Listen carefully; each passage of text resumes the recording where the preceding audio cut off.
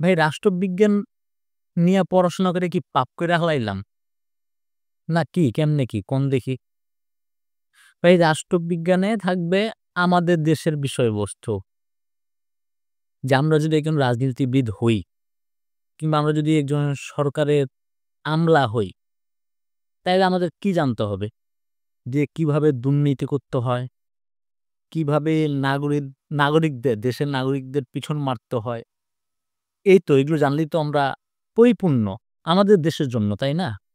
আমাদের জ্ঞান জানতে হবে ব্রিটিশ শাসন ব্যবস্থা, আমেরিকার শাসন ব্যবস্থা, ফ্রান্সের শাসন ব্যবস্থা কতটা উন্নত। তাদের আইন কতটা সুন্দর। তারা কিভাবে এখানে আসছে, এগুলো জ্ঞান আমাদের জানতে হবে। এগুলো জাইনা আমাদের কোনো লাভ আছে?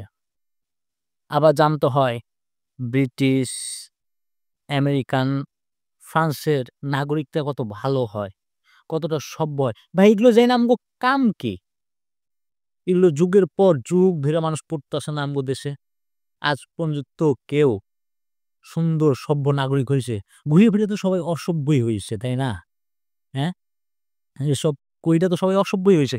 কে নিয়ম মানে? কন আপনারাই কন এটা পইরা কে নিয়ম মানতাছে? এই রাস্তায় গাড়ি নিয়ে বের হইলে সে যদি আমলাতন্ত্র মানে আমলা টাইপের কেউ হয়, দেখবেন রংপুরে গাড়ি ঢুকাইয়া দিয়েছে। ঠিক আছে? সে মানতাছে, সে সভ্য হইছে। সেও তো নাগরিক। আমলা পড়ে সে নাগরিক না কিন্তু মানছে। লাভ নাই। কচু পোড়া কোনো লাভ নাই। তাইলে কি? আমগো রাষ্ট্রবিজ্ঞানে থাকবে যে একজন অসভ্য নাগরিক কিভাবে হওয়া যায়?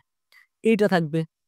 তারপর থাকবে একজন দুর্নীতিবাজ আমলা কিভাবে হওয়া যায়? একজন দুর্নীতিবাজ রাজনীতিবিদ কিভাবে হওয়া যায়? এগুলো থাকবে ভাই রাষ্ট্রবিজ্ঞানের প্রতিটা কোর্সে। কিন্তু তা না। থাকতাছে কি? সুন্দর সমাজ ব্যবস্থা, সুন্দর রাজনীতি ব্যবস্থা, সুন্দর আইন ব্যবস্থা। এগুলো আমগো আবার সুন্দর নাগরিক ব্যবস্থা, এগুলো আমগো পড়তে হয়। এগুলো পইড়া আমরা কি ছিড়মু ভাই? এগুলো থাকার কোনো মানেই দেখি না। এগুলো একটা অযৌক্তিক বিষয়। এগুলো দ্রুত পরিবর্তন করা দরকার।